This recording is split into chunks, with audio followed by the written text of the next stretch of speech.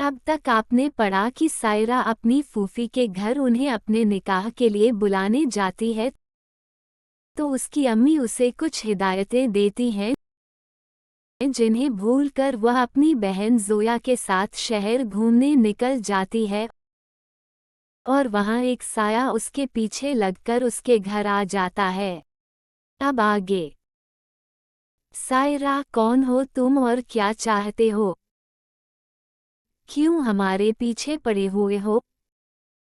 पाक से हमारे घर तक आ पहुँचे और अब भी हमारा पीछा नहीं छोड़ रहे हो। आखिर कौन हो तुम? वह साया सायरा के ठीक सामने खड़ा हो जाता है और एक इंसानी रूप में आ जाता है। अब वह पहले से कम खौफनाक लग रहा है। साया, हमारा नाम अरमान है और हम एक जिन्नात हैं। हमने आज सवेरे ही आपको पहली बार उस बगीचे में देखा तो लगा जैसे जन्नत की कोई अप्सरा इस धरती पर आ गई है।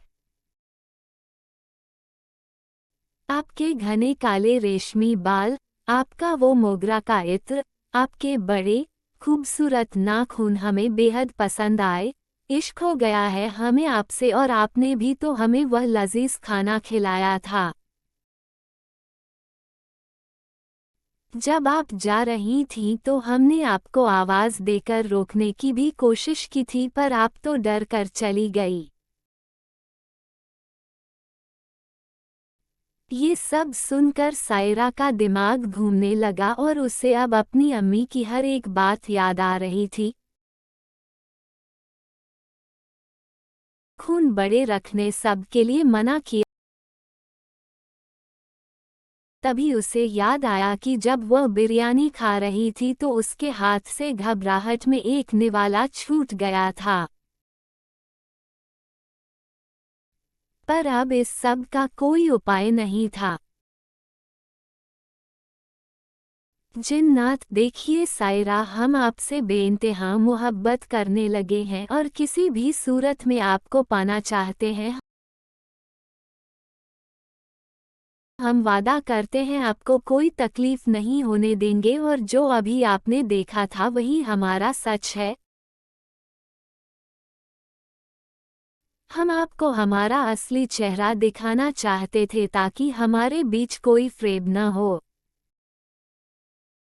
बताइए सायरा, आप चलेंगी न हमारे साथ हमारी दुनिया में? ये सब सुनकर सायरा और बेचैन हो जाती है पर फिर भी कुछ सोचकर कहती है, हमें कुछ वक्त चाहिए तभी हम कुछ कह पाएंगे।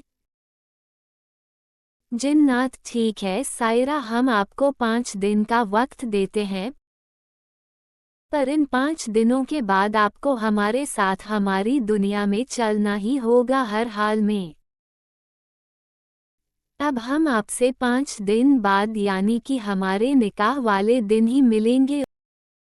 उम्मीद करते हैं आप हाँ ही कहेंगी, वरना हमें आपको आपकी ख्वाहिश न होते हुए भी अपनी दुनिया में ले जाना होगा।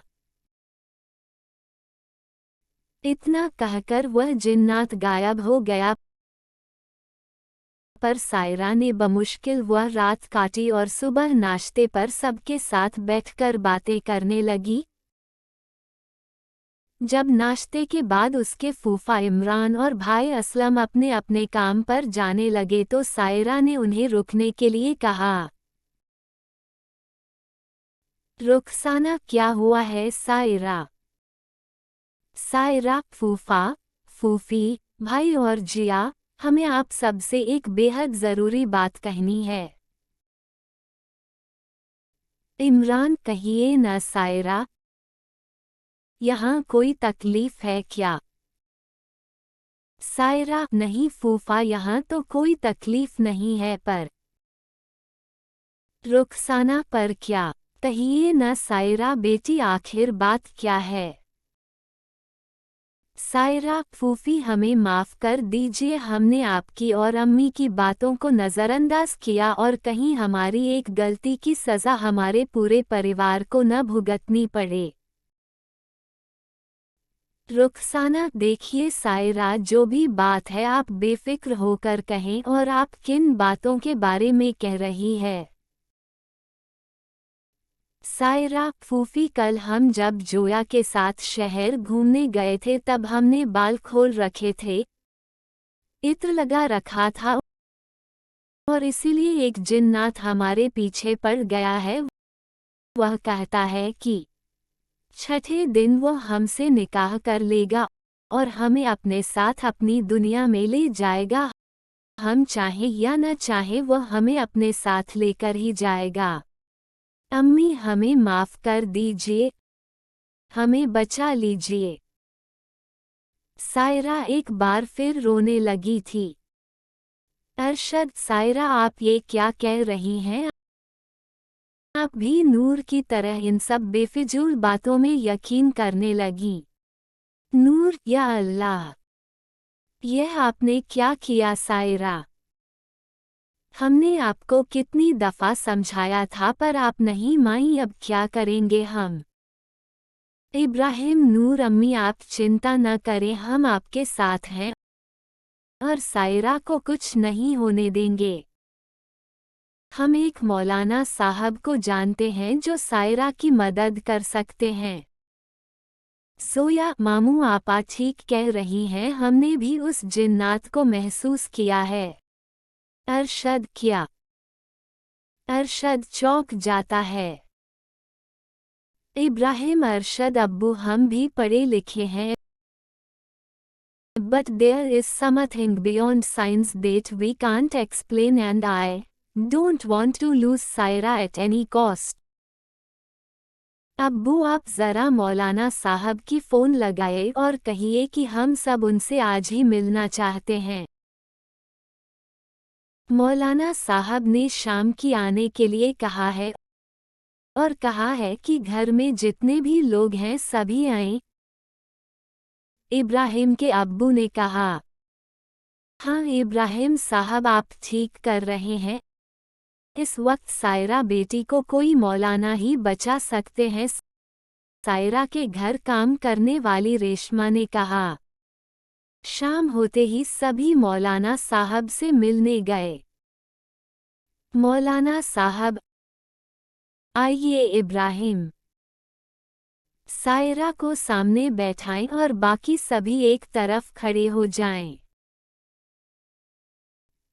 अब 5 दिनों बाद आप में से कोई भी गोश्त न ही पकाएगा न ही कहीं से लाकर खाएगा,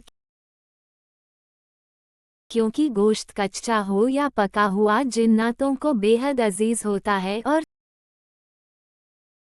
और साथ ही साथ आप सभी इत्र भी इस्तेमाल नहीं करेंगे। गोश्त, लजीज व्यंजन, इत्र, खुले बाल, बड़े हुए नाखून और किसी भी तरह की सुगंध जिन्नातों को मुख्य रूप से बुलावा देती है। मौलाना साहब कुछ मंत्र पढ़कर तावीज़ में फूंकते हैं और फिर सायरा को उसे पहनने के लिए कहते हैं और कहते हैं, सायरा, यदि घर में कोई भी ऐसा काम हुआ जो इस वक्त मनाही है तो ये तावीज़ बेअसर हो जाएगा और वह जिन्नात बौखला कर किसी के साथ कुछ भी कर सकता है।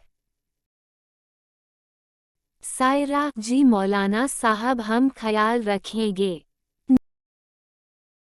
नूर, पर मौलाना साहब ऐसे कभी न कभी तो भूल हो ही सकती है, क्या इसका कोई और तरीका नहीं है? मौलाना साहब, तरीके तो कई हैं पर कोई और तरीका तब तक काम नहीं करेगा जब तक वह जिन्नात अपने असली रूप में नहीं आ जाता, और अभी तो हम ये भी नहीं कह सकते कि वह कितनी शक्ति रखता है,